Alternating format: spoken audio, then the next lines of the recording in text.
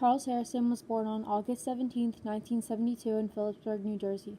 He was born to parents Richard Joseph Harrison and Linda Clausen. His father, Richard, was an auto mechanic, and his mother, Linda, was a housewife.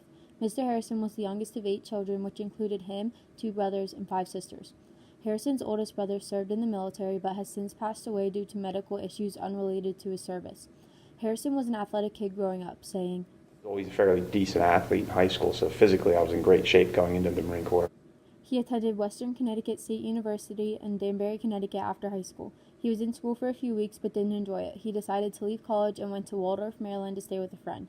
He was unable to find any work down there, so he decided to see what the military had to offer. He went to a recruiting station in Waldorf, Maryland and was planning on signing with the Army because his family was familiar with that branch. He said, I was actually waiting on the U.S. Army recruiter because I had a brother in the Army.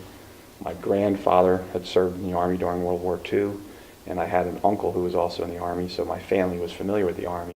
While the Army recruiter was on the phone, the Marine Corps recruiter walked in and started to talk to Mr. Harrison. The deal happened quickly, but Harrison recalls, The Marine Corps recruiter walked in and asked me to have a seat, and we started chatting, and that was at 3:30 in the afternoon, and by 7:30 that night, I had signed a 6-year contract to join the Marines. Leaving his family and friends behind, Mr. Harrison officially joined the Marine Corps in 1992. His reason for joining this branch was because it was the toughest branch to enter, and he's never one to back away from a challenge, so he chose the Marine Corps. Mr. Harrison's military occupational specialty, or MOS, was a 3043, so he learned supply administration and logistics at Camp Lejeune for 2 years. Then he switched and went on to Marine Security Guard, or MSG, duty, and then came back to the 3043 for his last couple years in the service.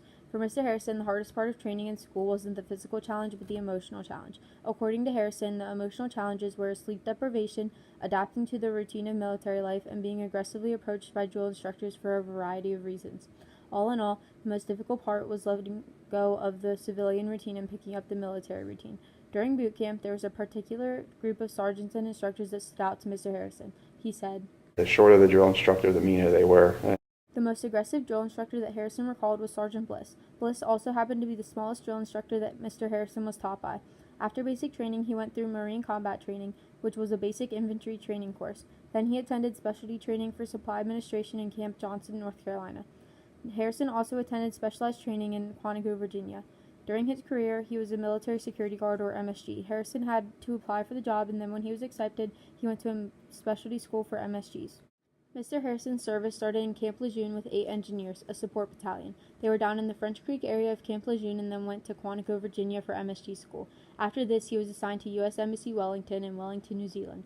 From New Zealand, he traveled to Moscow, Russia, and then Bonn, Germany. Later in his service, he came back to the U.S. to Fort Meade, Maryland to work with the Marine Support Battalion. He was part of the inspecting staff to go out and visit the units that were assigned overseas. Mr. Harrison formed many good friendships during his service in the military. Mr. Harrison said, I think that's the best part is you meet a lot of good people all around the world that you never would have had a chance to meet any otherwise. Harrison talked about how when he was growing up, he never really left the New Jersey and Pennsylvania area. Once he got to boot camp in South Carolina, Mr. Harrison met people from all over the eastern side of the United States. He also met many good people overseas and around the world, which he says is a great aspect of being a Marine. Mr. Harrison has maintained many friendships from his service. One day while he was at an apple orchard with his wife, a fellow Marine that he had served with happened to be there, and the men immediately started catching up and talking about what they considered the good old days. Also, while serving in Moscow, an important bonding moment occurred, which strengthened some of these friendships so they could last forever. Harrison said, We had 20 plus Marines there at the time as MSGs, and at 4:25 in the afternoon, the building shook. 2 CBs came low-crawling out of their office and had said there was an explosion. At this point, the Marines went into defense mode. What had happened was a man fired an RPG into the embassy from across the street. The RPG traveled right through the thick concrete walls and stuck into a photocopier on the 6th floor of the building. The RPG detonated and the copier caught on fire. He describes this event as a stressful environment, and they spent hours defending the mission that day because they were unsure if there would be further attacks. The MSGs in the embassy didn't stand down until around 2 o'clock that morning. The men were quiet as they got back to the residence they stayed in. Harrison says, When we finally got back to the residence where we all stayed, you just looked at each other and you knew, and that was a bonding moment for us. The Marines poured a whiskey and sat in silence for the next few minutes. This moment would forever stay with them and forever keep these men bonded together. Mr. Harrison said, Whenever we get together or whenever we're talking on the phone, that day comes up. This event in Moscow was just a small piece of a 6-year career that Harrison had, and it is an amazing example of why veterans remain so close during and way after their service ends.